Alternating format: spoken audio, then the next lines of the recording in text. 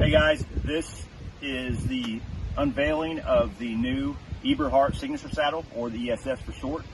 We're out here hunting in North Dakota, and we wanted to show you guys what the finished production model looks like. So, Greg?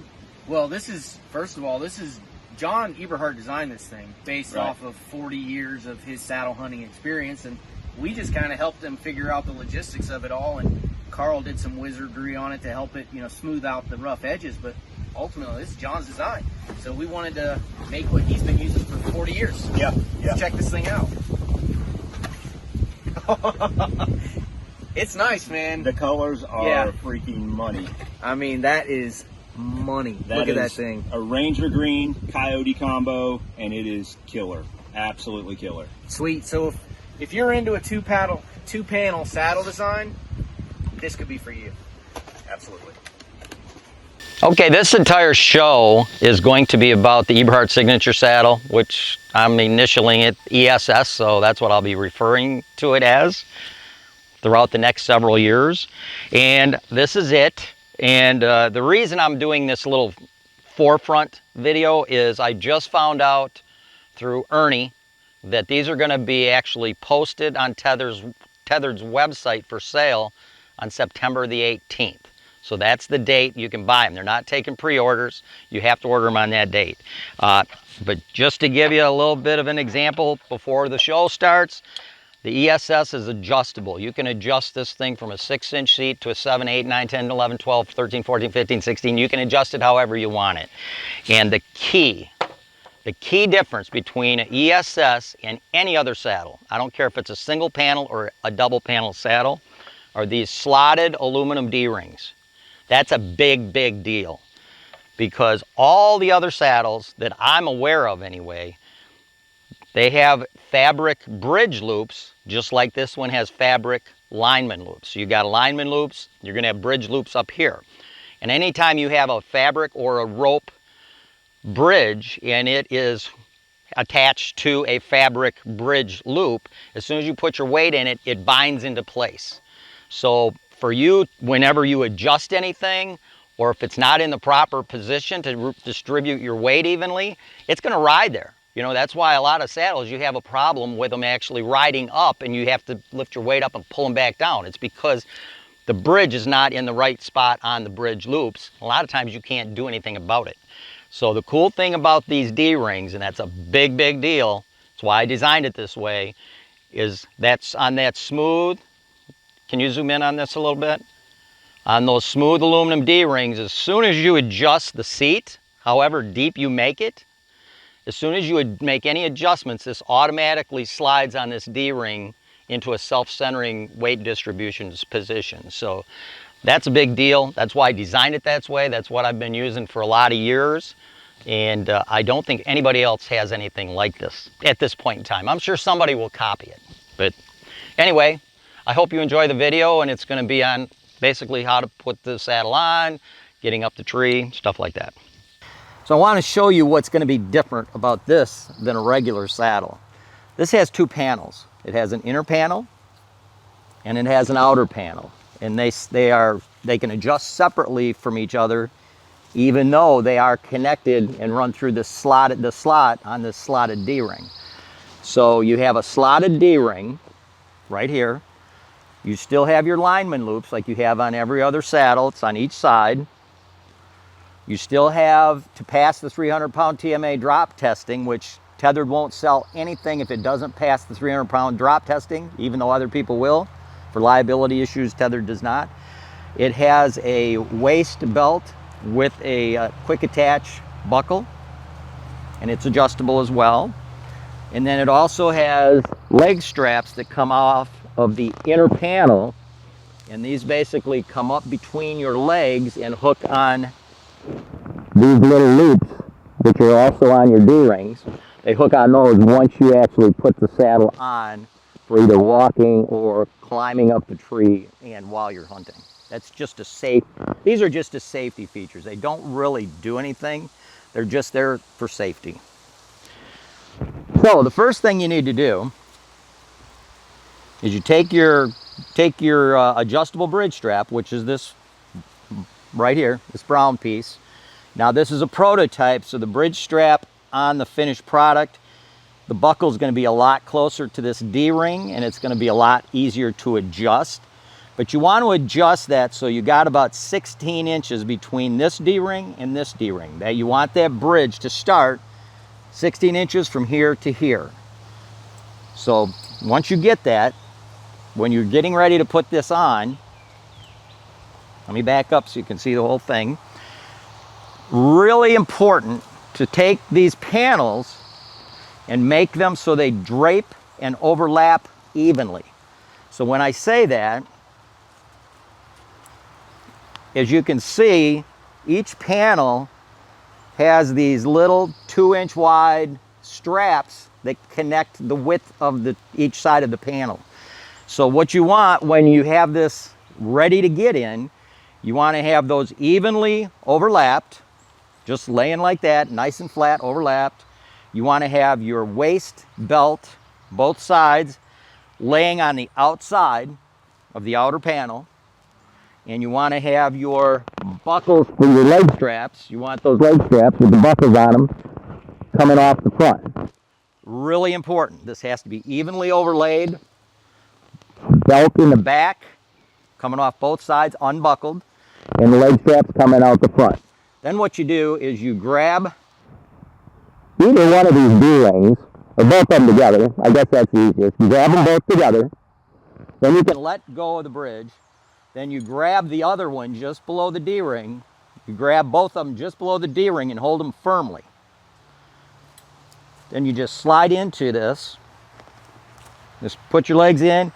So you pull this up, it's still straight. You're holding on to the straps to keep them doubled up and evenly overlaid. You're holding on to those two panel straps. And then what you do is just wiggle that up where it's going to be around your waist. Then reach around the front, keeping that taut against the back of your back, keeping that tight so the panels stay overlaid. Because as soon as you let any pressure off of this, the panels will want to separate. You want to keep them evenly overlaid. So grab the two D-rings with one hand, whatever hand you choose. Take the buckle from each side.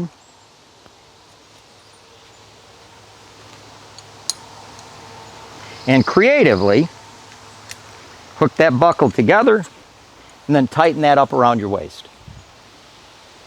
Then take your leg strap buckles, and if you notice they have openings on one end, take the leg straps and put them whichever loop where the actual open end is going to be facing down. So that one there goes around your left leg, and then the other one goes around your right. And those are supposed to hang loose. Those are not supposed to ever be tight, because that'll pinch your legs, cut your femur artery, make your legs go to sleep. So those always dangle loose. If they're tight, you can loosen them up. Okay, so what that does is when you put this belt on and tighten it up tight, just like you would a belt on a pair of pants, that basically, because these two panels overlap each other, what that does is it locks the lower panel, it tucks it underneath the outer panel because they're overlapped. When you tighten it, it holds them both in place. So in this position, I can walk, on an entry or an exit, I can climb trees, and I'll have both hands free. So that's how you easily get in and out of an Eberhart Signature Saddle, which is a two-panel system. Now, a two-panel system has a ton of advantages, and I'm going to show you that when I get in a tree. But right now, this video here is designed to be very short, just for getting into the saddle. Again, probably the most important feature, or not feature, but the most important aspect of getting into one of these two-panel saddles, Eberhart saddles, is to keep the two panels evenly overlapped and tight. So you're always keeping pressure against them so that one panel doesn't slide down from the other while you're putting it on. Once you get the belt tightened and the panels are overlapped and they're tightened, the lower panel, inner panel is tightened underneath the outer panel, you don't have to worry about it. You can do whatever you want to do, just like you would with any other saddle. But because these two panels are separate and you can adjust them so you can have a 6-inch seat. You can separate them so you got an 8-inch seat. You can totally separate them because each panel is 6 inches wide. You can separate them so they're just touching each other and have a 12-inch seat. You can bring the outer panel, the inner panel always stays tucked right under your butt. It always remains in the same place. But the outer panel, you can put it up into your lower back if you want to go to sleep or if you want some back support on a long hunt. You can adjust that. The versatility of a 2-panel system way outweighs anything on a single panel system. So the adjustability is a big deal, and the cool thing about it is you can change. You know, during the course of a day hunting, you know, let's say you want to change your upper body clothing and you want to add layers or take off layers. You can basically overlap the panels, slide them down underneath your butt. Now your whole upper body and your waist is wide open. So you've got, it's real easy to untuck stuff, untuck layer garments, you know, put some other stuff on, take some stuff off, tuck it back in, put your jacket back on, you know, and then you basically take that outer panel and pull it back up wherever you want it. Unlike tree stand safety harnesses where you got a rope coming in and it's basically tethered to a hole through your jacket, that's just a major, major pain because you have to disconnect that to take your jacket off to change out your undergarments.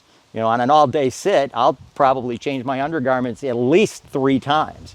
I'll go in really light on my entry so I don't overheat and sweat. Once I get in the tree, my body cools down, then I'll put on a couple layer garments because it's going to be cold in the morning and I'm in there way before daylight. And then as the sun comes up, 10, 11 o'clock, you start to get a little bit warm. You know, you're going to take off your jacket, take off a couple layers, put them in your pack, put your jacket back on. Sunlock jacket's what I used. And then as it starts to get cold in the evening, you do the exact same thing. You overlap your panels, put them under your legs, take off your jacket, add the layers back on, tuck it all in, put the jacket back on, and slide the 2 panels apart. So there's a lot of advantages of the 2-panel system, especially over a tree, you know, any kind of a conventional tree stand safety harness coming into your back of your jacket. But there's also a lot of advantages over any single panel seat. And I think you'll also find a 2-panel seat to be a lot more comfortable. It'll never ride up on you. That's one thing that a lot of single panel saddles do. Because it's a single seat and it's a certain depth, when you fidget around, it wants to climb up into your lower back a little bit. And of course, because it's all connected, as soon as you do that, it's pulling up from underneath your butt. So you're always finding yourself lifting your body weight up, pulling the seat back under your butt, and then sitting back down. You're always adjusting it back underneath you. With the 2-panel system, with that inner panel always being under your butt, and the other one is basically the one that's taking all the movement if you do fidget, it's not going to move that inner panel. It's always going to stay tightly under your butt, so there's never going to be any possibility of having to get up to slide it back under your butt. Another cool thing about this particular system that I don't think any other saddle has is these D-rings. These D-rings are really cool because see how easy your bridge slides on that ring? That's a smooth aluminum D-ring. Now, all the other saddles that have fabric to fabric or rope to fabric, where basically, you know, it's going to have a bridge loop very similar to this lineman loop. It's going to be a fabric bridge loop. And then you're going to have some sort of a bridge rope or a bridge strap hooked to that bridge loop. As soon as you put weight on it, it locks it in place. So it's always in that spot. So if you adjust the saddle down or if you're sitting uncomfortable because the saddle's riding in a weird position, you literally have to lift your weight up and readjust that because they bind on each other because it's fabric to fabric. With this smooth aluminum D-ring and this type of bridge strap, it just doesn't make any difference because this automatically self-centers to your weight distribution in the saddle. That's a big deal. I've definitely hunted out of a saddle more than anybody probably in the country. I know I've killed more bucks than anybody else in the country. And I see a lot of stuff out there that I think doesn't make a lot of sense, but I would almost 100% guarantee while this might take 2 or 3 times putting it on and taking it back off to get accustomed to it, once you do, you will not be sorry you had a 2-panel saddle system. I actually have on my Eberhart Signature Saddle with the D-rings, and lineman loops. And this here is a tethered lineman rope. It comes with a carabiner on one end. There's a small loop, and keep that in mind because I'm going to discuss that small loop on the lineman rope later. Okay, I had to lower it for the camera, which is fine. So there's a carabiner on this small loop, and the small looped rope is called your lineman rope. And then on the other end, you're going to have a Prusik knot and another carabiner. This is a different carabiner, but it's going to be another tethered carabiner. So what you do is you hook the carabiner on the loop, end loop of the rope, and you hook it to your lineman loop on your saddle. All saddles have these lineman loops for your safety belt lineman rope. And then what you do is you take the other end, reach around the tree with the carabiner, and again, this slides up and down the carabiner on an as-need basis. And then you hook that to the lineman loop on the other side of your saddle. And then you adjust it for what you need for climbing. This one just happens to be in the right position, but if you want to slide it one way or the other, you can do that. And then you just get on your steps, or if you're putting steps in, you can place steps while you're going, and you just move the rope up as you're going up the tree, so you got both hands free for climbing. Now I have some other junk in this tree, which I'm going to show you. Whoops, I'm used to using a rope man. I pulled on that Prusik knot like it's a rope man. So now I'm up on my steps. Now I'm a ring of steps guy, and I'll discuss that in a little bit. So now I'm up on my steps and I have both hands free.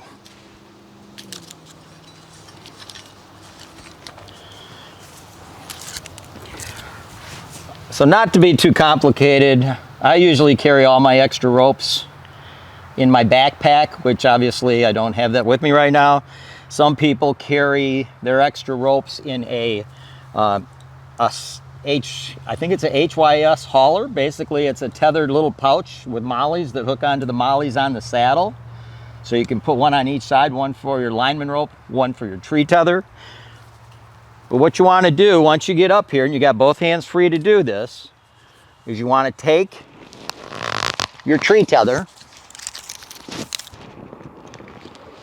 wrap it around the tree, and then keep the loop. Now the tree tether has a big loop on the end. And the reason for that is you need to put all the rest of the rope through that tether loop, okay? So you got it just about like that. And as you can tell, this rope's got a lot of length on it, so it'll go around a relatively large diameter tree. So then when you put your weight on it, it binds. Now on this particular rope, I have what's called a rope man. This right here. This is just bad. And when I say bad, I mean bad good. This thing is so fast to make adjustments with, it blows the Prusik knot thing away. Because a lot of times with a Prusik knot, if you're hanging, you know, because these come with, even the tree tether comes with a Prusik knot and a carabiner. So if you're hanging for a while, the heavier you are, the more that Prusik knot binds on this rope. So if you have to make a really quick movement, like there's a deer coming in and you need to let out 2 inches of strap or pull in a couple inches of strap, it's just the Prusik knot. A lot of times you'll actually have to fidget with the knot to get it to slide because it is bound to the rope. So with a rope man, that is never ever an issue. So with the rope man, you just reach down here, hook it to your bridge, and watch how fast this adjusts. That's your adjustment up.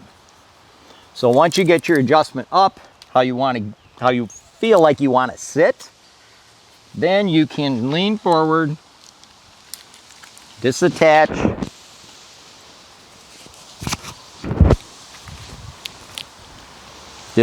your lineman rope, and then you can take your buckle and loosen that in the front.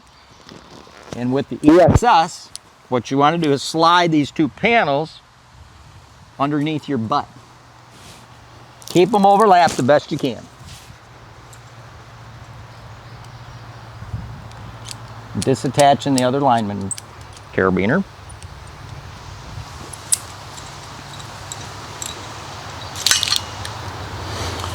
Okay, so now I'm in a, basically all my weight is being supported by the tree tether. Once I'm supported by the tree tether, then I can adjust my seat however I want it.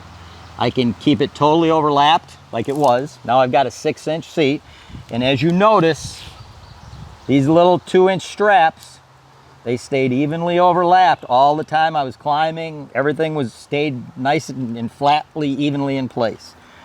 So now I can take and I can adjust those panels however I want them for whatever depth of seat that I want.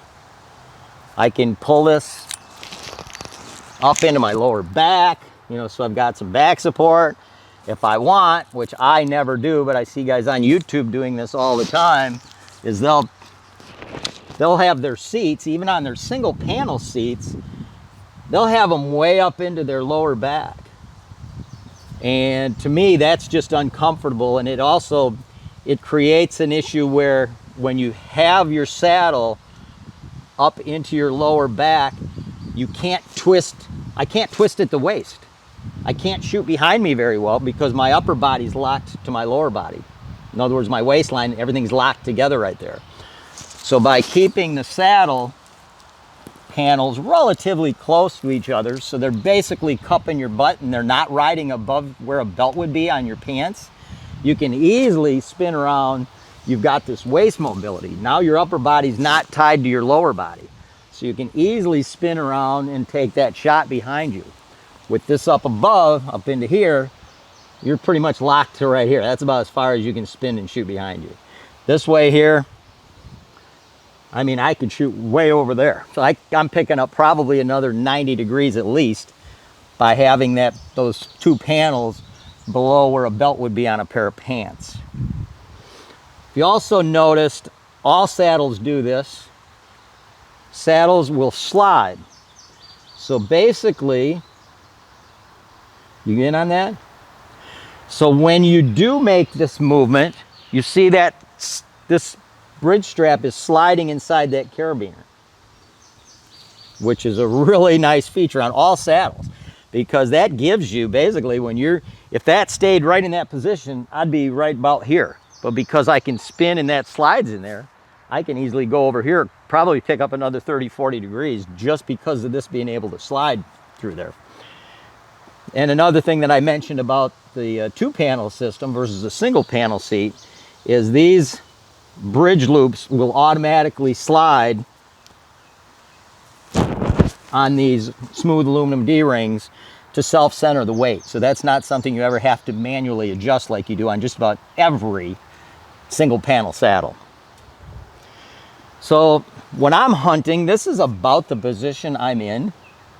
I like to hunt right about here like this with my knees slightly straddling the tree. I will have knee pads on typically, especially in a rough bark tree like this. So I'm straddling the tree about like this. And the cool thing about a saddle is if I want to, let's say the camera is a deer. Okay, and if I'm in a tree stand, I'm stuck here. My body profile when the foliage is down is sticking over here to the side, and I can't do anything about it. In a saddle, super simple.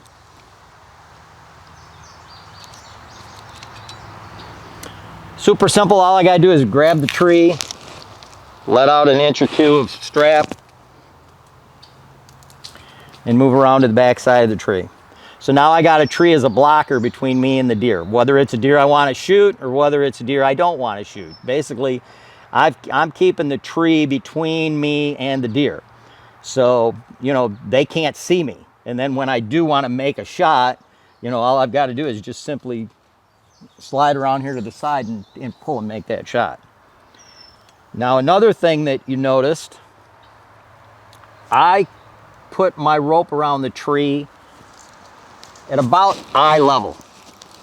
So when I'm standing straight up on my steps, or whether you're on a platform or whatever, when you wrap your rope around the tree, put it at about eye level. If you have the rope up very much higher, what that does is it puts that rope at an angle like this, more in front of your face.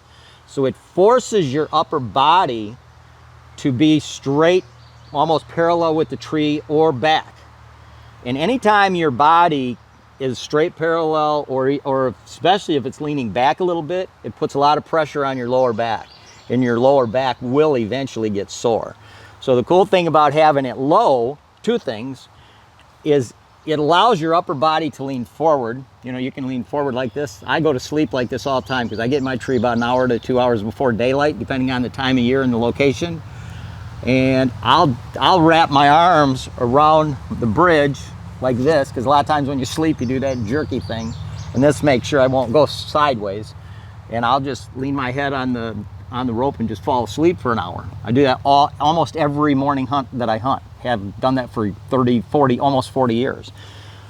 So that's one advantage of having your lead hooked up low. The second feature of this, having your lead hooked up low at eye level when you're standing, is it keeps your line here in front of you at a steep angle like this. The higher you have it, the more this is going to be like the steeper this angle is going to be here. So not only is it going to be more uncomfortable because your body has to lean back or be straight up, you can't lean forward. The other main issue is when you're setting up in a tree, you always set up in a tree, if you're right-handed, where your shot opportunity is going to be someplace off to your left side, because it's just, you don't have to make any body movements.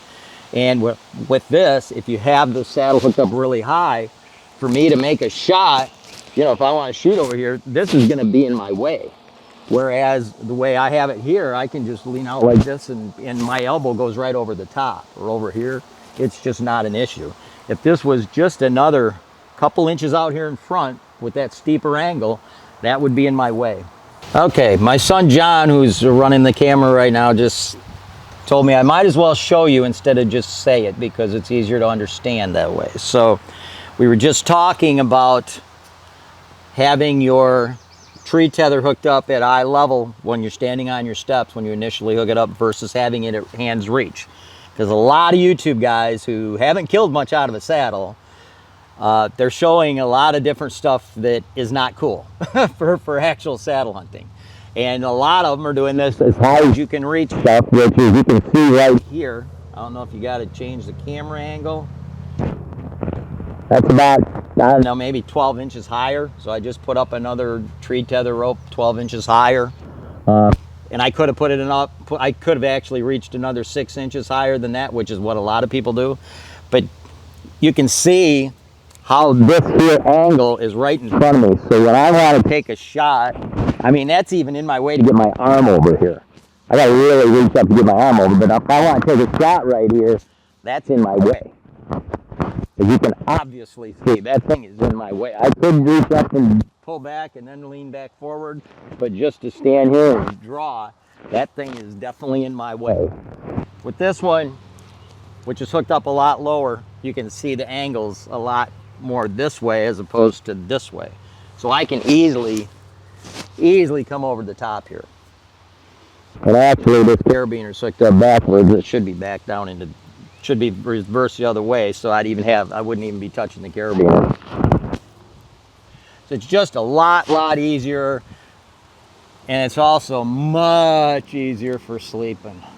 And I like to sleep in the mornings, because if I get up so dang early, I like to make up for it in the tree. Thanks for watching another episode of Eberhart Outdoors, and please like and subscribe.